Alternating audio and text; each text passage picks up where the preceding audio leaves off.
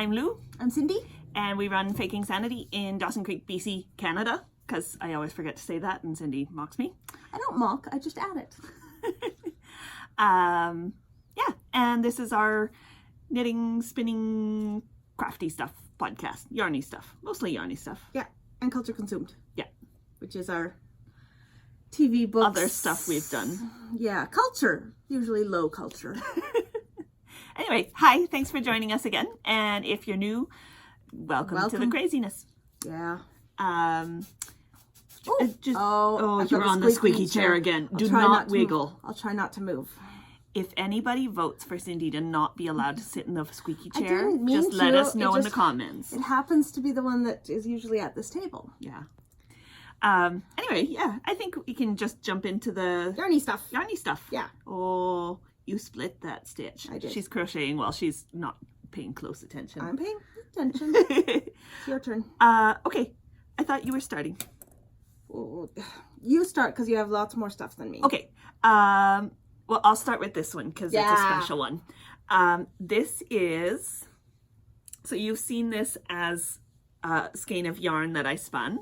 This is Shock of Shockers, some Honui silk that I spun in the Ruby Ombre colorway. And I gave it to my friend Liz as a gift. And she knitted up into this beautiful shawl, and she let me borrow it for the podcast, but it's just stunning. She has this knack for pairing up yarns and patterns, and so the natural gray is at the top, and the whole color transition happens between this last row of violets and the beginning of the regular lace pattern. And then the end pattern is all the solid ruby color. It's just, she couldn't have planned it any better. It's just beautiful. And the Honui silk just blocks out so nice. It feels amazing. And yeah, it's Tussa silk, so it's not super shiny, like mulberry silk is. But both the Honui and the Tussa have a little bit of a sheen. So you just get this, not reflective, but just a touch of a sheen. It's just beautiful. It's it's classy without being blingy. Anyway, sure. She did a fabulous job. Yes, she did. And it's a beautiful shawl, and I love it. The shawl, I just wrote down the details. The digits. The digits. It's the Kindness Cal shawl by Jala or Yala. I googled it and I heard both pronunciations. Spiro. And the yarn is my hand spun, and it's the Honui silk, the medium Honui and Tussa silk blend from Kate at Heavenly Wools, who is moving houses and reopening her shop shortly. She still doesn't have internet at her house, so we get updates every once in a while saying I might be able to take special orders in a week or two, but I still have no internet. So yeah, but it's a gorgeous shawl. It and really it's is. so nice. Yeah. So I'm wearing it for today. Okay. For a little bit, but that's my special thing for today. Well, I don't have anything special, but this is my first whip. It is my Granny Stripes blanket. I ended up ordering more yarn for it because this was going to make a lap blanket, and I realized I wanted it bigger. It looks cool. It is. It's Granny Stripes by Lucy at Attic 24. I've made this pattern quite a few times. I really like it. I was going to say, it's what my blanket is you made. It looks really cool. I change the color every row, but it also looks really cool if you change the color every second row, or just, however many rows. It's crocheted. Hence the super fast progress. Yeah, I didn't actually make as much progress as I planned. I was at the white. I was here last time, so she did another that's 5 inches or so. I've been reading lately. Yeah. I was going to say actual books. Several actual books. Ebooks, but so I haven't actually been doing tons of work. But you'll have that done before you need it. Yeah. Actually, it went down to freezing last night. Yeah. And we always talk about the weather. We're pathetic. But it's August. It was snowing in Fort Nelson. It's snowing. They had road advisories saying stay off the roads if you can help it. And Liard Hot Springs, which is one of the resorts north of us. Resorts. Well, it is. Yeah. Resortish. Alaska Highway Resort. More than a tent. They've closed because the roads and the snow were so bad. Yeah. Yeah. They anyway, had wet, heavy snow. And it's made out of Brava worsted from Knit Picks, which is my new favorite acrylic. I think I'm ordering a bunch more because I have some plans. But I really like it. And they have these little sets that are this one's called the Blues set, and it's 25-gram mini skeins of 24 different colors. It's not a whole lot of blues. Yeah, I was going to say it's mainly greens with a few blues. But I really like it. So yeah, that's my first whip. Yay! You on to yours. And it's a good time to start a blanket, because then while it gets cooler, you have the blanket on you, and you don't hate that because it's getting cooler. Yeah. What shall I do next? I did some spinning, so I'll show something I did. So this is some of the Louette Northern Lights wool in the caramel apple colorway, which I have an issue with because it's orange, yellow, brown, and blue. And I don't know a single caramel apple that is those 4 colors. But I've spun it before, and I had about 70 grams left. And the color isn't really me. So I took the bobbin of blue wool that I was spinning last time and plied it with the caramel apple. And I actually really like how it looks. So it's really barber pole-y in most parts. Oh, I wish I could get the camera to focus up close. Just iPhone doesn't want to do it when it's recording a video. But I really like the results much better than the original. And it's about a sport weight. I haven't measured yardage yet because I haven't soaked it or anything, but yeah, that'll be one heading to the store. I think I'll leave. It's like 150 grams. It's 150 grams, yeah. I'll be leaving this one. That's why it looks really sturdy. I wound it really tightly because it was a bigger skein, but I'm pleased, and it'll go to the store now. Cool. Once I soak it, which I'll probably do today since I have dye pots. So when my water's empty, I'll throw it in the soap bucket. Well, I actually have one little whip. Well, it's actually, sorry, I have one little FO. I actually had 2 of them, but I've already given the first one away. So these are just little newborn hats, and it's called Little Knight. They're so cute. By Olha.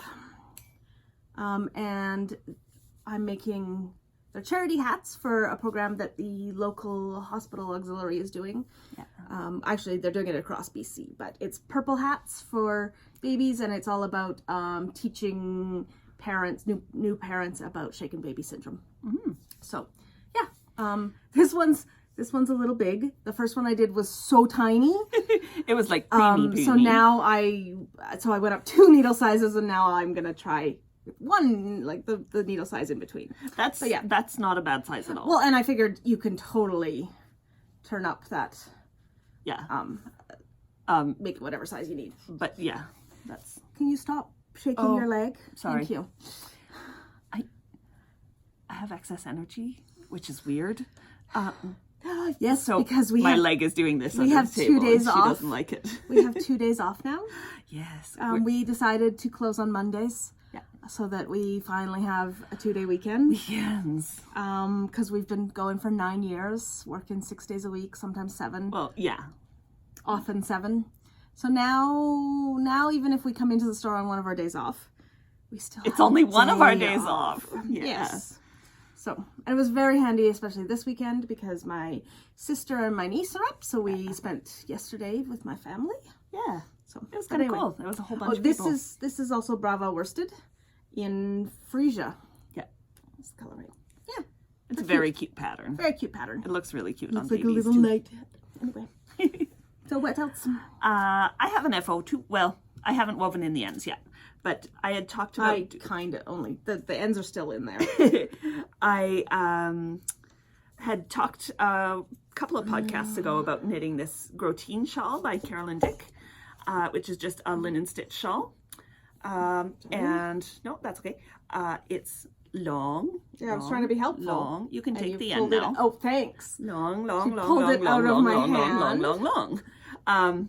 So I didn't use a whole skein because it's a merino bamboo yarn, and it has a lot of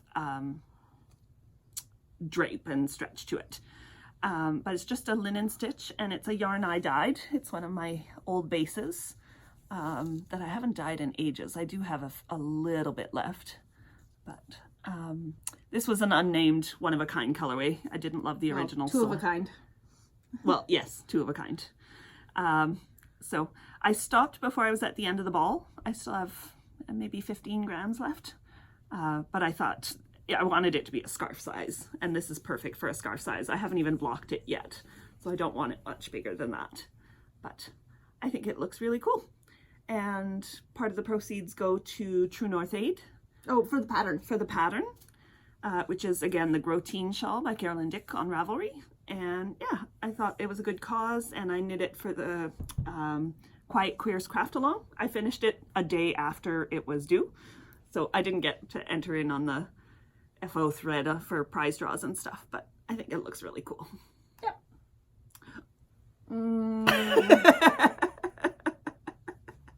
Okay, I will podcast like this up there. Okay. Now we both have a shawl. It clashes with my shirt. It does. There you go. Okay. Oh, it clashes with my shawl. My one of my other whips is, you've seen so this already, gorgeous. and it doesn't look like I've had much progress. It's because there's still 570 stitches per row. But you have made a lot of progress. Like, Yeah. you've knit 2 balls of yarn, I think, since the last podcast. Yeah. So it is gorgeous. I love it. I want to make one for myself, but now I'm like, I'm never making this again. It's a great pattern. It's just called Wraparound Skirt by Erica Jakovsky, and it's on KnitPicks. And if you just search skirt on KnitPicks, it comes up. It's a free pattern. It's great. So the bottom has this great lace pattern, and then it's miles and miles and miles of stockinette. And this is the Sugar Bush Trickle in Garden Glory, and I really love this yarn. It's a bamboo cotton. I'm doing this skirt for my friend Dano, who drape so amazingly. Like, it's heavy and drapey. And for Dano, who can't do wool. Yes, it's very drapey. It actually, the more I add, the more it stretches, which is good because my row gauge is off. Can you? Oh, sorry, I didn't even notice I was doing it. Shake the other leg or something. Shake the other leg or something. Yeah, and I love it. But yeah, 570 stitches of stockinette. Whereas if we had similar gauges, I'd be like, ooh, hand it over to me and I'll knit on it. And sometimes I'm totally in the mood for stockinette for miles. But, Yep. Not right now. well, I have been. Like, I've been knitting on it. But, I mean, you don't see a whole lot of progress. Yeah. But yeah, It I looks love gorgeous, it. though. I am really excited about it. And I just wish Dana wasn't quite as tall as she is. Yeah. So but it's a long-term project. I knew it was going to be a long-term project. She knew it was going to be a long-term project. So It's so pretty. I ended up buying a bag of the yarn for myself to knit a tank top. I think I'm going to do,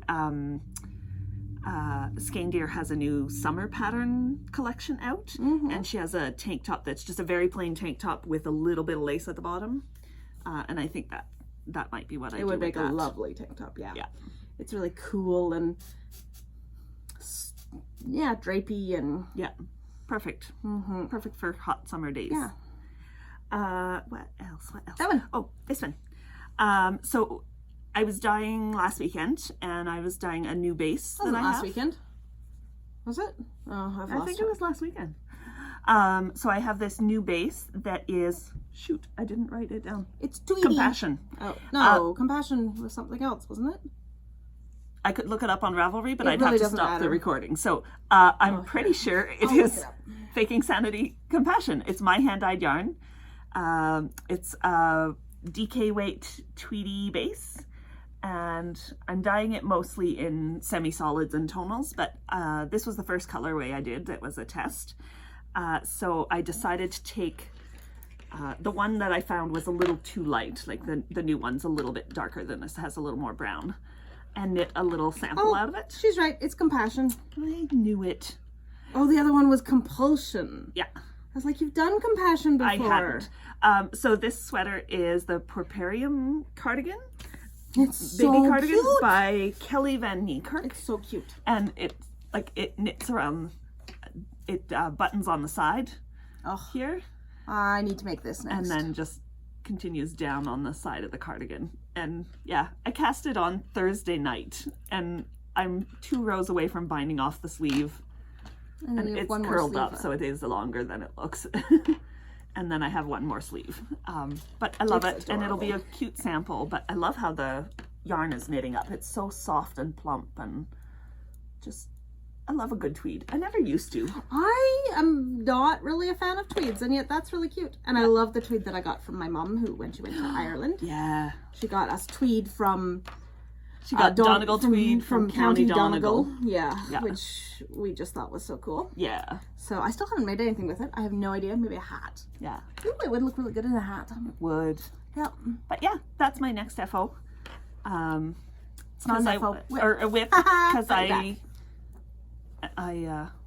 wanted a shop sample for my new yarn. That's really cute. Yeah. Liz knit this one. She came to knit night, and Liz, oh sorry, I was wiggling my leg again. Liz knit this one, and I thought it was so cute that I had to ask her the pattern so that I could knit it, because I thought it'd be a cute one. So yeah, I have no babies, so it'll be a shop sample.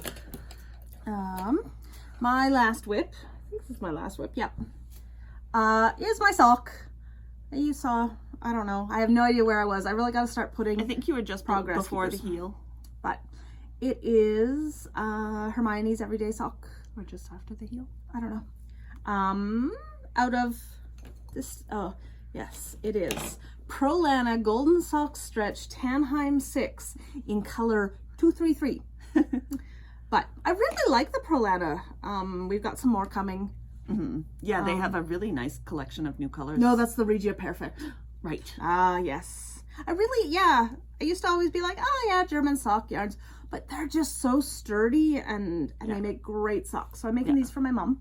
It is changing color. This is a little darker than this. Yeah. And then it goes into a little lighter. And then it goes into kind of a yellowy. But I don't know how much I'm going to get into, because my mom's got the same size sock feet as me. So. Yeah. But yeah, that's... And she won't let me do the other one from the other end. She wants them to match. Matching socks. But yeah, oh yeah, the Hermione's everyday sock. Everybody's heard of it, right? It's by Erica Luder. Yep.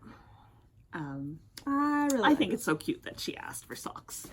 Yeah. My mom was always like, I don't get the point of hand knit socks. Then I gave her some, and now she gets the point.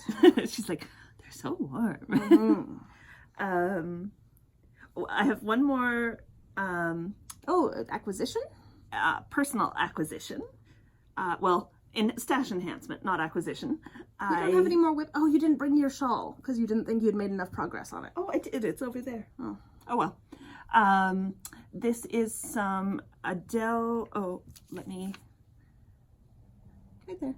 Adelaide Walker Superwash Merino that I won during Tour de Fleece, and it just arrived this week. So I'll be posting it, thank you, on the thread today, but I wanted to show it off here too. It's this beautiful mix of reds and rusts and pinks and blues. And it'll be a fun spin. It's super soft and slick, and it'll be lovely to spin. And that was, I did for the Tour de Fleece, I joined the Queer Revelry group on Ravelry, had a Tour de Fleece team. And so I joined that team, and they just had a bunch of random draws. And we had fun. It's a pretty quiet group usually. And a bunch of us had fun. And so they're going to do a winter knit along or spin along that's just like no prizes, just for fun and to keep the chatter going. So, that's cool. Yeah. And this was winter starting now?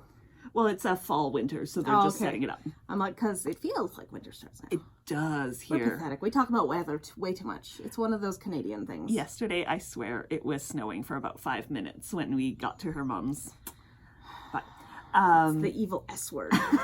I'm not against that at all. I'm not against snow. I'm against snow in August. This was donated by Meg who is Meg Two Cats on Ravelry. And so she sent that to me, which was really, really sweet. You think she has 2 cats? I don't know, but I know she lives in Holland, Massachusetts. Because yes. I was like, I got a postcard from Massachusetts. What is this parcel? And then I realized, or package, I mean. And then I realized because she had a little postcard in it with a note saying to enjoy it. Holland. And it's a place in Massachusetts. Yes. And Dana was really surprised, and I was like, no, out east there's 15 bajillion New York Berlins and New Amsterdam and Berlin. And London, like London, Ontario. There is Londons everywhere. And yeah, everybody apparently just wanted to name their town after where they came from. Yeah. Not out here. Out here you get pouce coupe. Yes. Just nobody calls that. It's pouce coupe. It's written in French. Yes. It should be pronounced in French. Yeah. Nope. It's pouce coupe. Which sounds like poopy scoopy to me. And I think just weird. Like dog scoop pooping. Dog poop scooping. Anyway, it's a cute little town. There used to be this amazing Indian restaurant there. Yes, but it is now where the quilt store is. So everything changes here a lot. Yes, we're old, settled, established businesses and towns. We've been here for 9 years. Yeah. Well, no, either the business has been around for like 40, like the health food store. Longer than that. Yeah, our grandparents had it. Yeah. But anyway, so if we're talking acquisitions, I got a pretty acquisition. Ooh, just make sure. Beautiful. So our friend Rebecca went down to Seattle and became a baseball fan. She was going to a baseball game, a Seattle Mariners game, with her husband, just to let him go. She had such a good time. She is now a Mariners fan. Yeah. She likes the Mariners because they're so bad that it's still cheap to go. So I think they all really enjoyed it. Like they all came back like, oh, baseball. Yeah, which is hilarious. But yeah, so she found this. It's a local yarn in Seattle. The brand is MJ Yarns. So pretty. And this base is 1U. And I don't know if you can tell, but it's a single. Yeah, it's a single. And this color is Trillion, which I'm quite excited. I don't know what I'm going to do with it. I wonder if it's Hitchhiker's Guide reference. Trillion? Trillion was one of the she was on the ship. She was the girl. Yeah. She was the token girl. Yes. Oh yeah, she was the only girl. Yeah. But yeah, it's really pretty. So it's gorgeous. I love the black over dyes and navy over dyes. Yeah, it's got there's a little bit of brown and navy and black and and I've got another purple that it might go well with to make like a big shawl or something. But I totally your color. Yeah, she said I couldn't find a good pink because you've been so into pink lately, and I'm like, that's all right. I love purple, I love blue, I love green. I love pink now, apparently. It's so pretty. It was so sweet of her to do that. Yeah, it was really sweet. I got something purple too for the store. You do. But I get to take this sample home to try so that I can talk about it. Mm-hmm. And I got the electric eel wheel teacher set. So we have 10 of these for the store, and it's a fully functional e-spinner, and it fits in the palm of my hand. It's so tiny, and I tried it out just enough to see that it worked. I haven't gotten a battery pack for it yet or anything, but you can run it on like a phone power bank or plugged into the wall. Yeah. And it's just so cute. And look at that, it's just so tiny. And he releases the information for like all the files to print like a Lazy Kate for it, or to print extra bobbins. So I had a friend 3D print an extra bobbin, and like it's got an orifice hook that's magnetized to the body, so you don't ever lose it. And it's got an orifice hook that's super easy to just pull out, or orifice reducer. So if you're spinning thin yarns, you can just leave it in there and help it stay a little bit smoother. But yeah, it's so cute. It's so little. It's so all. We got a random, I think we got all purple with random bobbins. This one happened to come with purple bobbins, but some of them could also come with cream colored bobbins, which is what I had 3D printed as well. So I'm going to open them all up and test them all to make sure nothing's broken or missing in any of them. But it spun really well, a little bit louder because it's just a little motor in here. But it's really well thought out and laid out. Like, it's got little holes here that you can attach a base to. But I tried just spinning on like a little silicone mat we have, and it stays put. Even though it's super light, it just stays right there and it's not an issue. So, and it's got sliding hooks for the flyer arms. There's 4 of them, so you can adjust it however you like.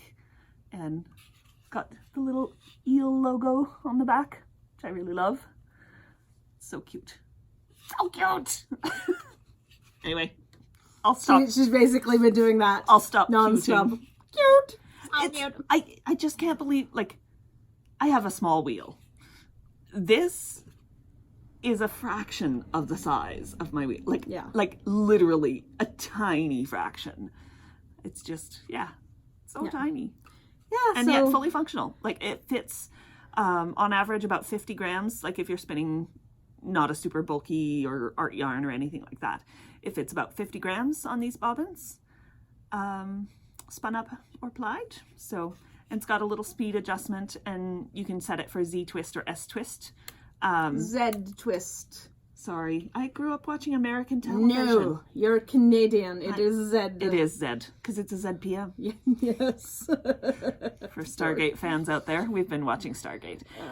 So Z or S twist, so clockwise or counterclockwise, so that you can spin and ply on it without having to, like, switch the motor, which contacts it's on. You just flip the switch and you're good to go. So, yeah. It's so cool. Yes, it is. It's very cool. I'll stop yammering now. No, that's cool. She has been looking forward to getting these for quite some time. Yeah. So I am fine. That's the problem with ordering on a Kickstarter. You have to wait so long. But I'm really pleased with them. And they'll be $175. We're going to sell them. Canadian. Yeah, so about 130 American or New Zealand or Australian. I don't know what it is. Don't know what it is in pounds or euros right now. The exchange rates keep fluctuating on those ones. So, yeah, we're pretty excited about those. We're gonna do some. Well, she's gonna do some classes, or possibly we do have a new spinning class teacher. Yes. She's an amazing spinner. Yeah, and she's going to teach spinning and weaving classes. So the first one, if any of you are in the area and are interested in learning to spin, she'll be doing a drop spindle class on September 8th and 15th. It's two 2-hour sessions.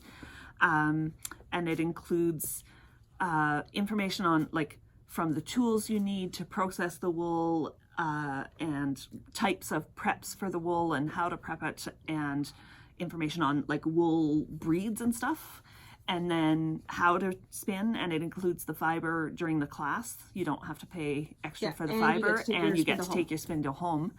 And it's $100 for the 4 hours with the fiber and the spindle to take home. So it's a pretty good deal, and it should be a lot of fun. Yeah. And she's a really good teacher. And she's been doing it for years. Yes. So we're really excited. Yeah. So yeah, that'll be on the Sundays, September 8th and 15th. If you're interested, give us a call at Faking Sanity or contact us on Ravelry or Etsy Facebook or all Instagram or all the places we are. Okay. Yeah. So I think that's all the yarny stuff. Is that all your yarny stuff? It is. Yes. This whole 2 weeks between podcast things doesn't give us a lot of time to... I do have some plans. I do too. But hopefully you'll see them next time. I do have some more knitting at home. Oh, actually, let me just grab my shawl. Okay. She's going to grab her shawl. I was looking for the next color in my crazy hodgepodge. I actually picked the colors, or the order of colors, by putting them alphabetical. I'm such a nerd. You are such a nerd. So you've seen this before. I was knitting on the Overlander by Cozy Up Designs. And let me just untangle it here. I've been traveling with it. So I wanted to show that I had made some progress, but that you may notice some variations compared to yours if you've knit this before. Because here, I think, is where I was last time, and I had realized I was doing the stripes in stockinette, and I thought, oh well, I'll just switch when I get to the solid color, but I forgot, so the solid color is also in stockinette. And then I remembered to switch to garter again, but when I got here, this was supposed to be in the solid color, and I forgot to switch and kept going in 2 colors. So I have a lot of green and blue stripes in this part, and some stockinette, and so I hacked it. Rebecca suggested a hack along. I started early on the hack along. and so 4 of us were knitting this together as our own little kind of mini knit along. Yeah. And I finished mine, and it was shorter than called for because I ran out of yarn because I knew I was going to. Yeah, you used a heavier yarn with less yardage. Yeah. And Liz's was longer than called for because she had a 6th color in her gradient, in her little minis. Looks amazing. And then both her and Rebecca made the stockinette mistake. So I have stockinette here. Rebecca has it up here. These stripes are stockinette. And I was like, oh, you did it too. We all have different overlanders, and that's just fine. It looks cool. Yeah, it does. And I'm really liking... It's not a mistake, it's a design feature. Yeah, it's a hack. It's intentional. Actually, I do plan on, since I did a stockinette version here, the next time I go from garter ridges in solid to garter ridges in stripes, I'm going to do it stockinette. Sure. So that it's the opposite, as long as I remember to do it. But then it'll look intentional if I have that same section in stockinette again. But I love how the yarns are knitting up together. Like, I love the color play. Yes. And I love this new earth yarn. It's the Earth Merino sock. It's really... URTH. Yeah. Earth. It's really loosely plied. So some people might find it really splitty, but it's super soft. And I'm always adding twist to my yarn as I knit, just because of the way I knit. And it makes it get all kinky, and I have to constantly just like dangle my knitting and let it unwind. And with this one, I don't have to, which is actually really nice when it's a 2-color project, because it's more annoying to twist when you have 2 different bows. So it is. I'm really enjoying it.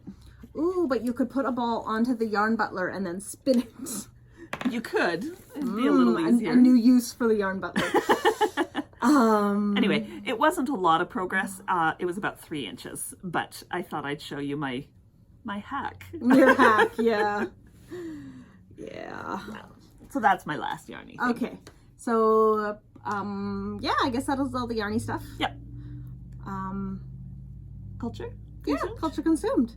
Well, I sort of have a yarny culture thing. Okay, go for it. Oh yeah, talk about that. So some of you might know Aroha Knits on Ravelry.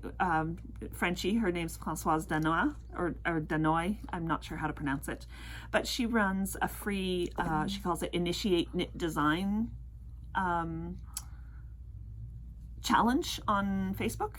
And it's like a 1 week, or I think in the past it's been 2 weeks, kind of crash course with her framework that she's designed for designing patterns.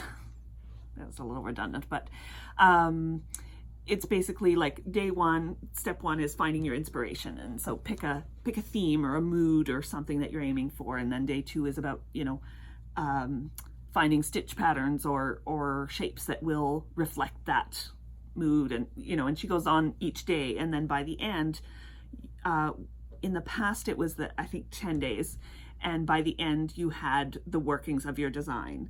This year she did it a 5-day one, which got you to basically the proposal of the design. So you've got your swatch, you've got it laid out, charted, basically. So the basics of start physically knitting your sample. And it was so much fun. So at the end, I signed up for her free masterclass, which is kind of just a little bit more in depth on that system. And it was like video call that you watch, and it was so amazing. Like in the 1 hour call, I took a page and a half of notes, and I was really thrilled with it. So I ended up signing up for her Swatch Studio Circle, which is her paid program for designing, and already I've gotten so much out of it. So I'm really enjoying that. So I've been watching a lot of there's a lot of content. So I've been watching some of those videos and reading some of the stuff, but the extras that come with it are really cool. Like this week there was a call about grading sweaters and stuff, and they kind of go over how to do it and what it is, and whether it's better to do it yourself or have a tech editor do it, because some tech editors offer that service, and like what are the caveats to watch for, because you can't just multiply everything by 2 and call it a twice the size sweater. Oh, because otherwise big sweaters have armholes that go down to your waist. To your belly button. Yeah. And a lot of people don't think about that sort of thing unless they've tried knitting a bigger size sweater, because I've tried a lot of patterns that are kind of like that. And they had one that was a masterclass call with her, with Frenchie's tech editor, and she was giving tips on how to edit, but also like if you had a pattern, she took 3 patterns where she offered free tech edits and went through them on the call to show what she looks for and how she does it. But you also got a mini tech edit on your chart or your written instructions or whatever for the class. So it was really cool. I think it'll be a lot of content and it'll totally be worth it. So you're going to start designing? Well, I have this notebook at home with she has ideas. Like 4 or 5 different sketched patterns, but when it came down to writing the pattern, I was just like, I don't know where to start, and gave up. Or I have a pattern that's half knit, I've got the chart written, but I couldn't figure out how to write it, and I just left it at that. So I'm really excited about this. I think I'll get some of my ideas down on paper, and I'm hoping the one I'm working on right now will be a knit along for the Fiberfest next year. A knit along for the Fiberfest? Yeah, like have a cal before the Fiberfest, and then you get a bunch of people showing up with that pattern, and or that it will start after the Fiberfest, and we'll sell kits for it at the Fiberfest. I'm using some yarn from another local dyer mixed with some yarn we sell, but it could be anything. But I thought it's a cool way to support another local dyer. Yeah. Okay, that's very cool. Yeah. I have some ideas for designs too, but I haven't, I'll give you all my tips. See, it doesn't intimidate me to write out designs. Yeah, I get overwhelmed. Yeah. I start thinking about it and then get panicky, because that's what she does. That's what I do most expertly of all my talents. Yes, you are very good at it. We went for breakfast today. Yeah. We really aren't a ad for McDonald's or Coca-Cola. Our coffee machine is off because it's a day off, so I had to get coffee elsewhere. This just looks funny. It does. I tend to, if I'm working on something long, just throw it over your shoulder. Yeah, throw one end over the shoulder. So what have you been doing this week? I've been reading. What have you been reading? I have been reading. Okay, so I don't know if any of you go on Tor.com, but Tor.com is a publisher, and they do sci-fi, fantasy books and stuff, but they have all sorts of things on their website. And one of the things they often do is like rewatches of things or rereads of things. And I really enjoyed a couple years back, actually probably more than a couple years, 3 or 4 years, they did a rewatch of Deep Space Nine, Star Trek Deep Space Nine. Where basically, and the guy who did it, Keith R.A. DiCandido, I think is his name, Crad. Yes, Crad. He's actually written Star Trek books and stuff, but he did a rewatch of DS9. So basically he watched each episode and wrote up a thing about it and had all sorts of comments, and then people, Anyway, I had read through the whole thing. I rewatched some episodes at that point. But then, just in the last couple weeks, I think, someone on Tor, I don't remember who, has started a reread of the there's a set of books that relaunched Deep Space Nine. So basically, after the TV show ended, and then a few years after that, they started writing books that was like season 8 of Deep Space Nine. And they start 3 months after the last episode. And so I was like, oh, I've always meant to read those. So I got the ebooks. We didn't have it. We had like one, I think. I got the audiobook. She gives me all the highlights. Yeah. That's not true. I know totally... the plot of the last 2 you read. Yeah, anyway. So I got some Actually, books. It's been really fun. So I've read 2, 3. I'm on the 4th of them so far. They're really fun because they have some of the same characters from Deep Space Nine, but some of them had gone off to do other stuff at the end of, like, Worf went off to be the Federation representative to the Klingon Empire and stuff.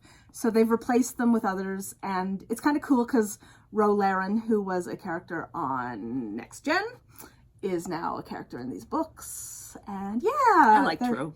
Yeah, and it's quite interesting because, you know, Ro and Kira have to interact, and they're very, very similar and yet different.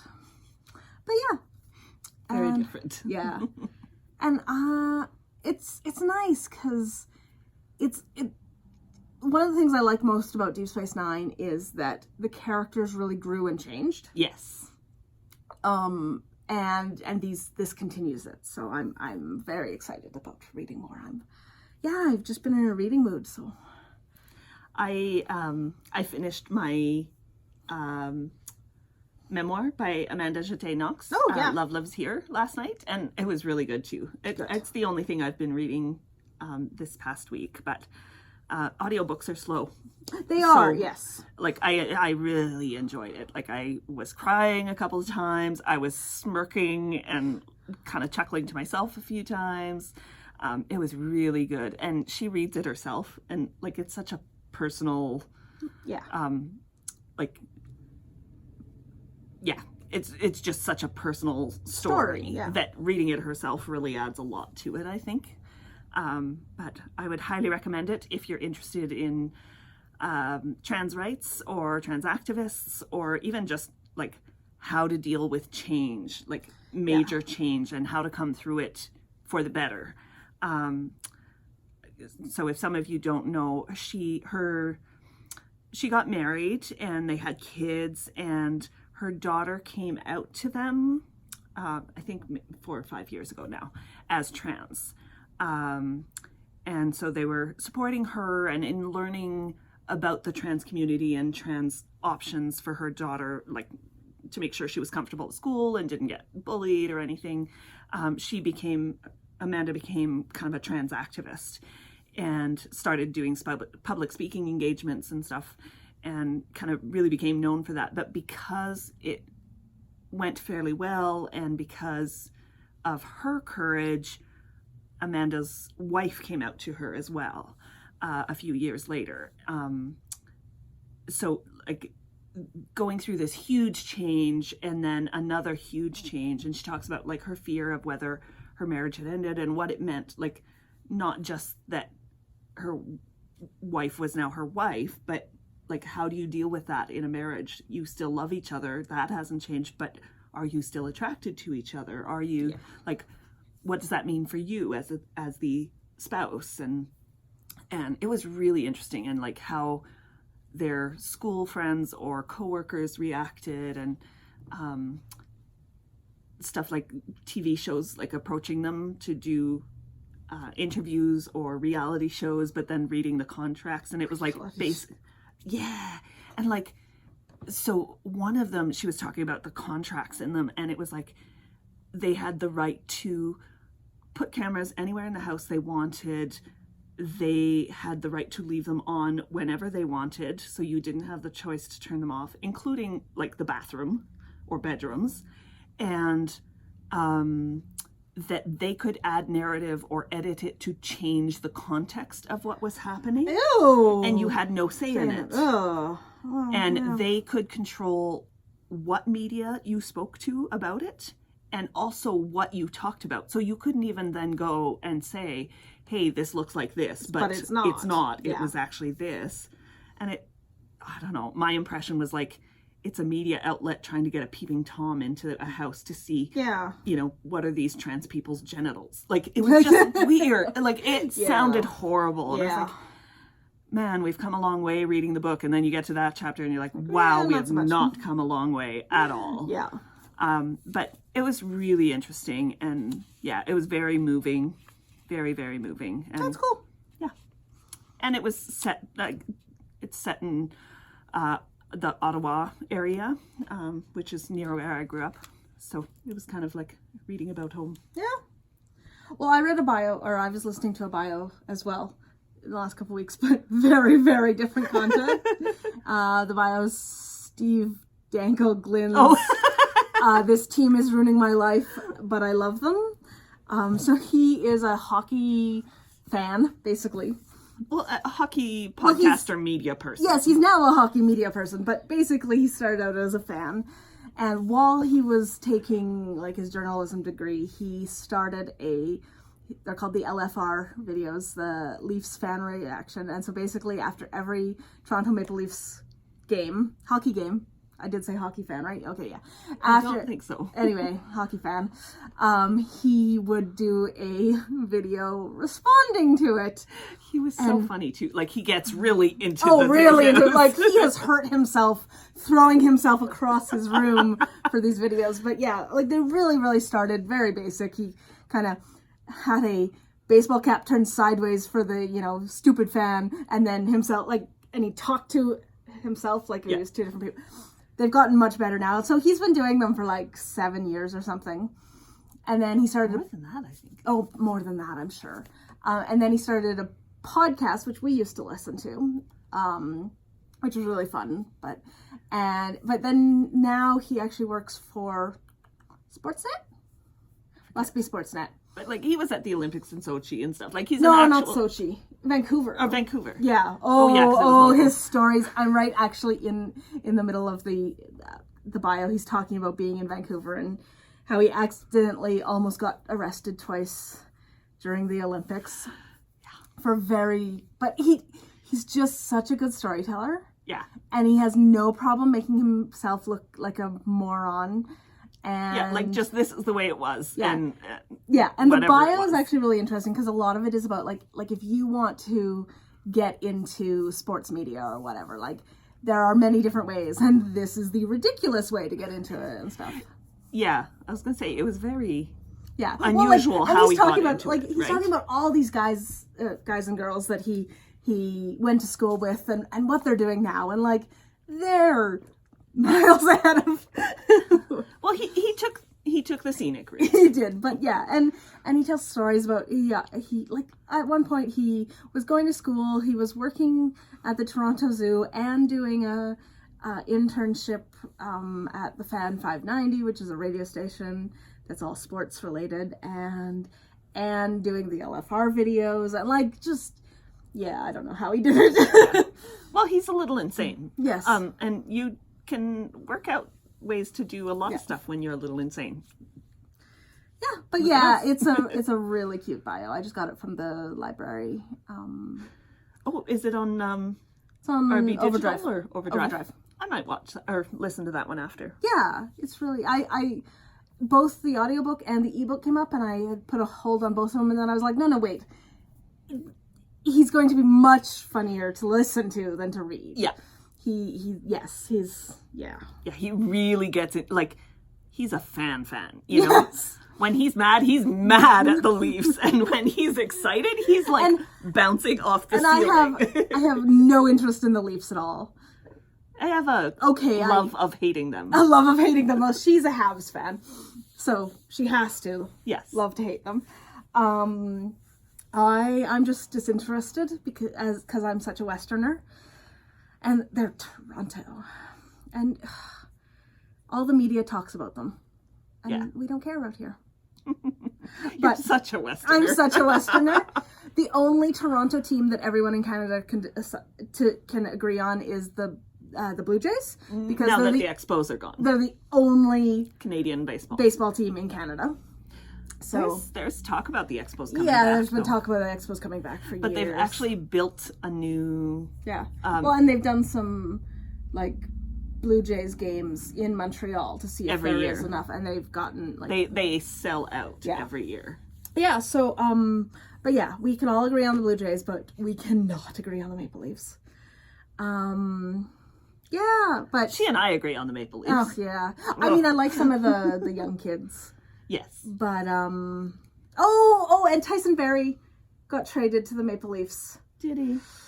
So maybe... No, I'm not going to be a Maple Leafs fan. I'm still a Tyson Barrie fan. I have no idea why, but I am. He was an Colorado Avalanche. I like him. Very excited. Galchenyuk, who used to play for the Habs, which is the Montreal Canadiens, got traded to the Pens this summer. He's on my team now. So I'm really excited. They've already said they're going to play him on the wing because he's a natural center, but he mostly played on the wing in Montreal because they didn't really trust him at center. And we've got plenty of centers. In the Penguins, it's like, well, you're not going to pull Crosby off center to put Galchenyuk or Malkin off center to play, right? So, but he would be an awesome wingman. I think for one of those two. I'm not too sure where he'll end up. I think they'll try him at both. But we tend to, get guys playing on Crosby or Malkin's wing. Based on can they keep up with them? Well, yes. And then they do really, really good, like James Neal. And then you give him a good contract, and then you trade him away. And then you train up another guy, like Connor Sheary on Crosby's wing. And he basically was on Crosby's wing because he could keep up, and that was about it. I love, so those of you who aren't into hockey, this will be quick, but when... no, it won't. Hockey's coming soon, guys. Okay, what? The one from Toronto who likes hot dogs. I can't think of his name right now. Phil Kessel. He's actually from he's an amazing hockey player. He's American. I know, but I knew you'd know what I meant. The guy from Toronto who likes hot dogs. Oh, poor Phil Kessel. Well, I could have said Amanda's brother. But that would have been better. Amanda Kessel's brother. Anyway, so Phil Kessel came up, and he was playing on Malkin's wing, and every time, like for the first, I think, 10 games they played together, every time they crossed, like they went offside every time. Like every single time. Kessel, because I think Malkin didn't realize how fast he skated, and every single time Kessel would like just shoot out just before the puck. Kessel's used to having to wait for people to catch up to him. Yeah.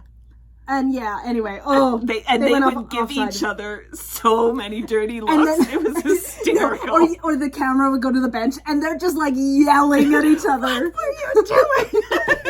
It was fun. Yeah. Eventually, they got their timing, and it was a lot of fun. To watch, they were great. I can't wait to see Chucky. I'm so looking forward to hockey this year. Last year, I just kind of was like, meh, whatever. Yeah. But this year, I'm looking forward to it. Yeah, so me too. Hopefully, it doesn't go meh, whatever, again this year. Well, and we have a couple of teams to watch for. Actually, there's Edmonton's junior team, the Oil Kings, is going to be coming here in Dawson for some... and the Prince George ones. And I forget their name. Cougars. They'll be doing some exhibition games here in the preseason. So we get to go see one. We're actually going on a Saturday afternoon. We are going to leave the store in other people's hands. Yep.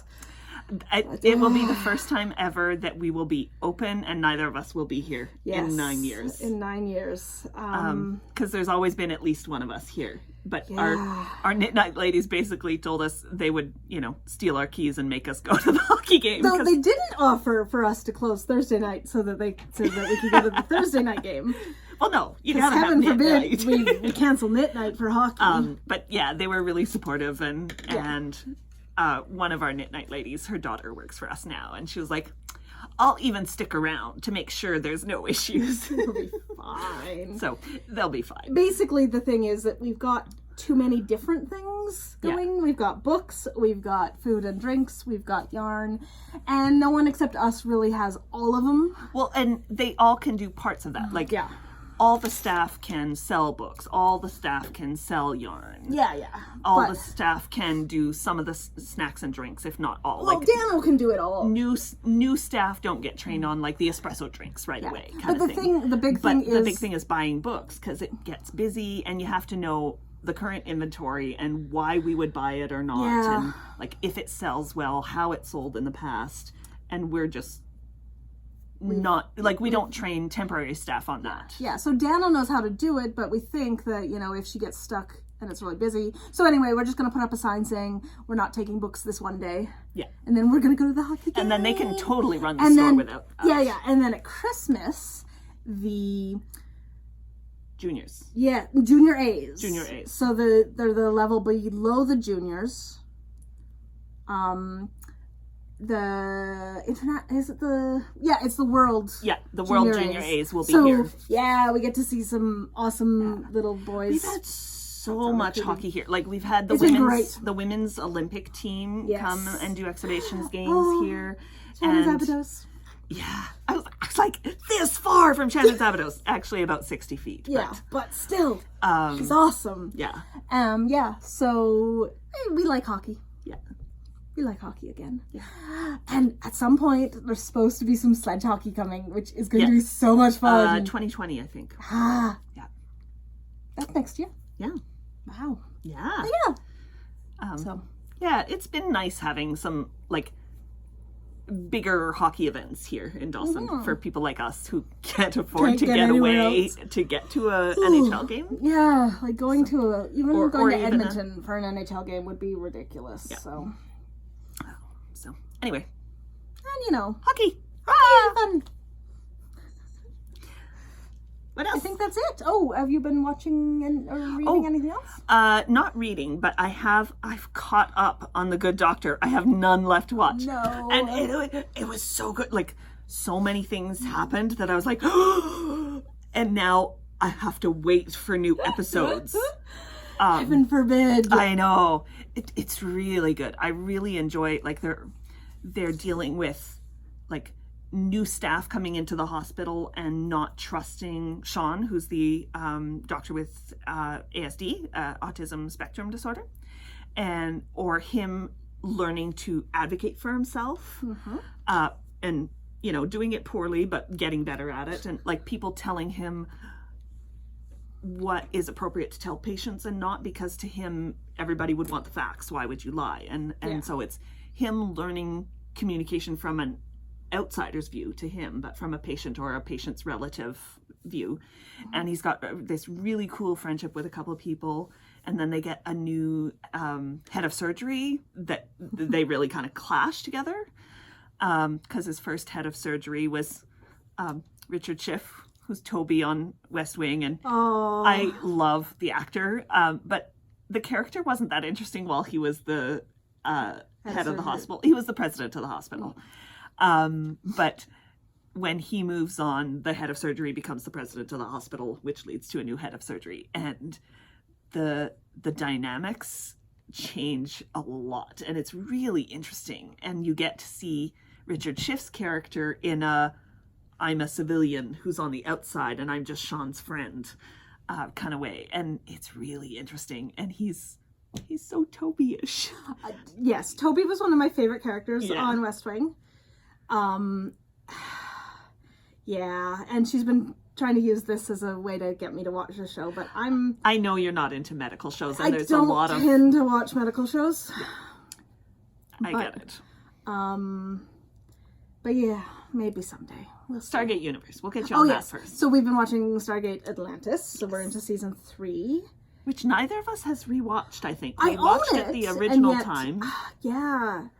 Like truthfully, that one episode with Richard Kind. You're thinking you just missed? Yeah. But yeah. It's been fun rewatching old stuff, though. Yeah, and then we do it a lot. We'll get into the stuff that I haven't seen at all. Oh, yeah, because you never finished it. I never finished Atlantis. We should finish Stargate SG-1, too. Oh, yeah, we should. You didn't watch, like, the last 3 seasons? 9 and 10 I didn't watch. I watched the first couple episodes of 9. And I mean, I love Ben Browder and Claudia Black, but... They have such good chemistry together. Especially since they worked together on Farscape. Okay, and when they came on Stargate SG-1, I had not that long ago been watching Farscape. Yeah. And it was just so bizarre to then see them as very different. Yes, very. Well... No, Ben Browder's character was pretty similar. Yes. Mitchell is a lot like... He's more military, but... Yes. Mitchell. Yes, Mitchell. I'm... Crichton. Crichton was his character Yes. in Farscape. Yeah. But yeah, Claudia Black was totally different. Totally But different. yes. And then I've got to watch this Amanda Tapping one that you keep telling me I have to watch. Sanctuary. Sanctuary. You really do. And that won't take long. That I think you would love. I will. I It's went got looking some- and I'm like, I know every single actor who's ever been on it. And it's got some cool historical ties. Yeah. And there's not, like, there's some medical stuff, but it's not. Yeah, We were watching, what was it, Stargate Atlantis the other day. And I was like, I know that face. Why do I know that We're face? always doing that though. It's And it was- it's that guy. And it was like, oh, he's so-and-so on Sanctuary, because I had rewatched it recently. So. I tend to, we always, whenever we're watching anything filmed in Canada, it's like, oh, gotta look that guy up. Yeah. Oh, he was on what's... And then we go whatever. watch that next. Yeah, It's all a often. giant rabbit trail for us. It is. But yeah, so we have our watching... But yeah.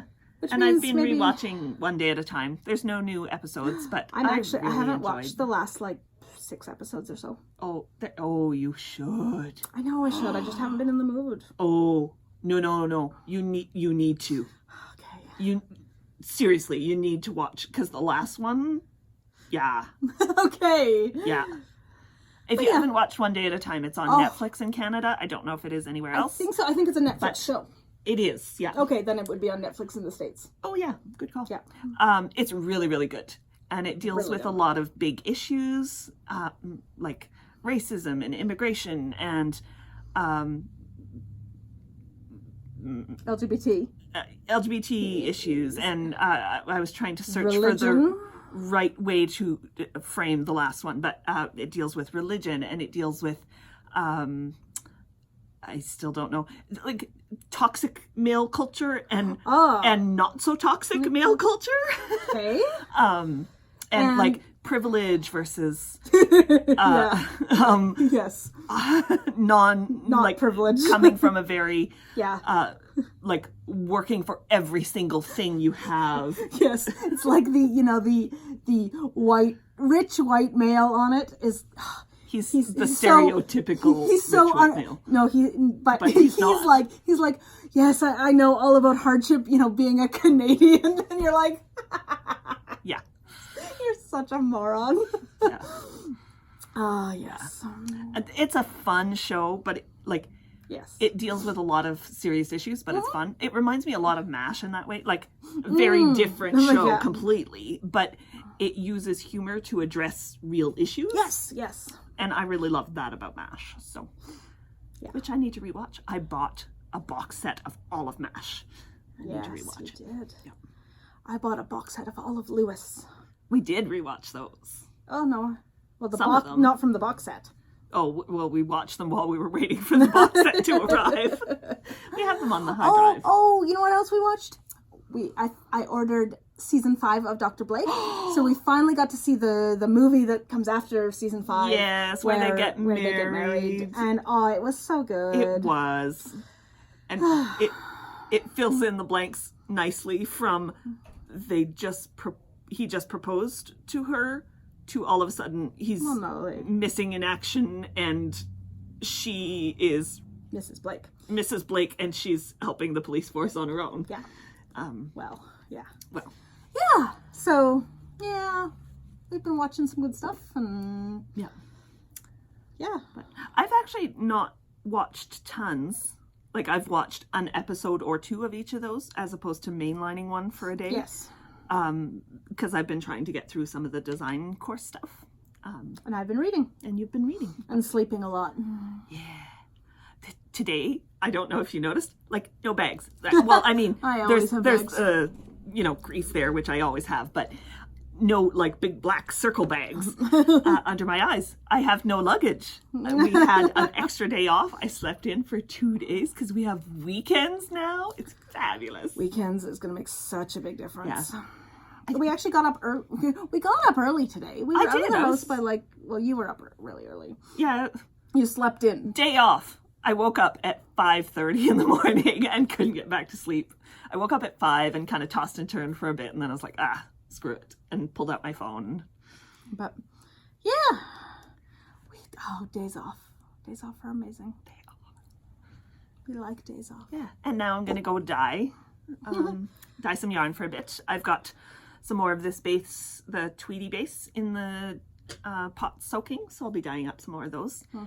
I want to get, so the Playing with Strings, Yarn Crawl, and Fiber Fest is coming up. Well, the yarn coming crawl to is an on. end. The Yarn Crawl ends September 15th, and that next weekend is the Fiber Fest. Yeah, September 22nd. Yeah. In Prince George is their fun little Fiber Fest. And so Cindy will be going down with some of our yarns. Yeah. And I'll stay here and run the shop. But so I'm trying to get enough hand dyed and hand spun to send down for that. So yeah. Don't stress yourself. No, but I want to. Not I want to stress myself, but I want to dye some. So I'm going to try to get enough of this to send this base. Yeah, and she's been doing it in sweater quantities. Yeah. So that's cool. I mean, they won't necessarily stay sweater quantities. Yeah, well, this one, I took one for a sample and one one sold. already sold with a pre-custom order to go with it for a set of minis to go with it.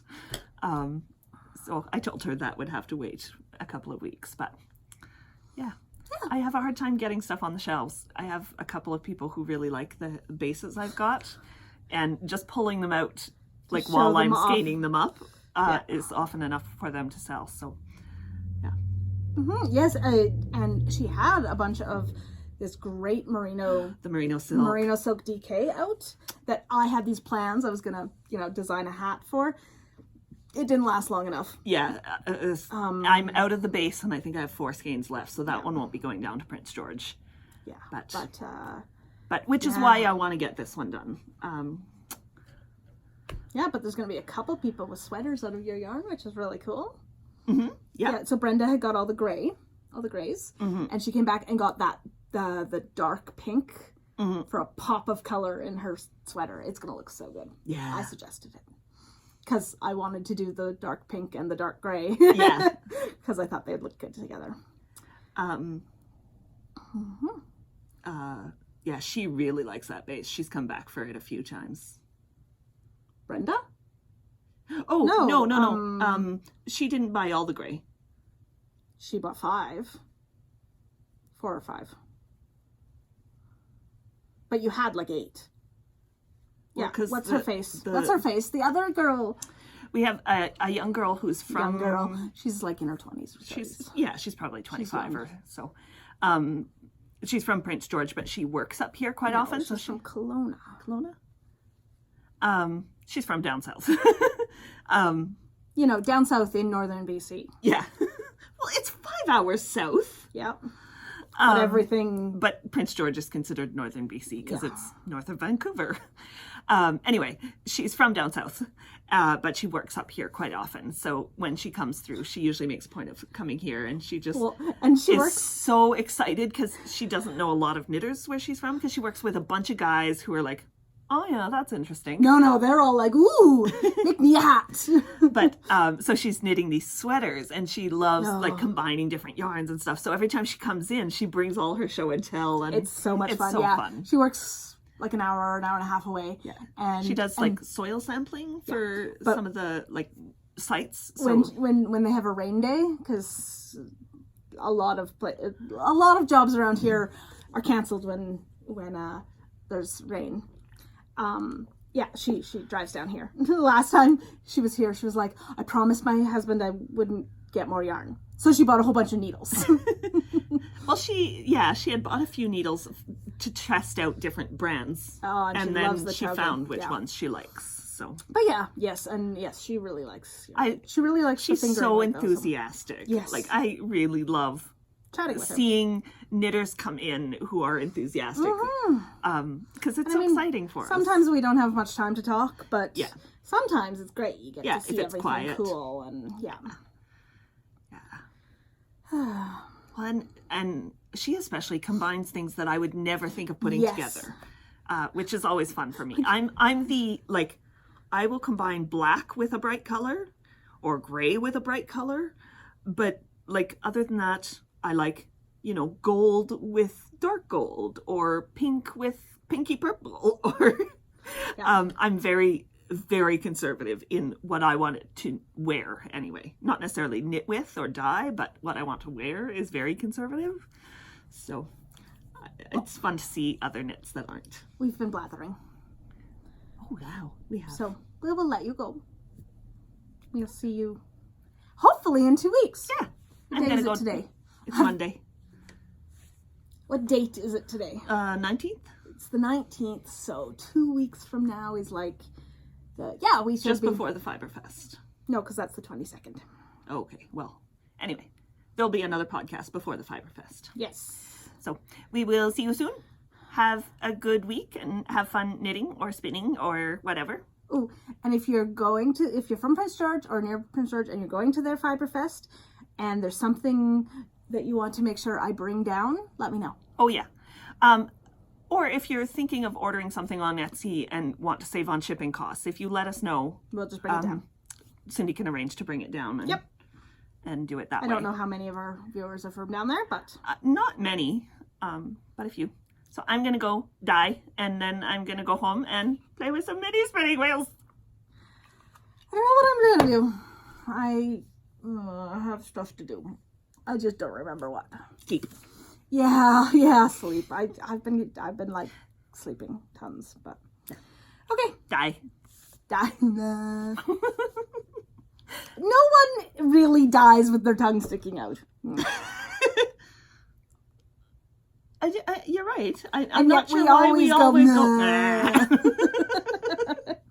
It's like loom. Yes. If you're gonna weave, you have to use the loom. So you loom. We're nerds. Okay. Dorky nerd. We got in trouble before for calling it looming. We did. It's weaving. I know it's weaving. But just like to call it looming. Looming is fun because then you can go loom. And going weave doesn't have the same. Plus loom is a fun word. It is. I think we should go. Yes, we should. We're getting crazy like we always do at the end of the podcast. Ciao. Bye-bye.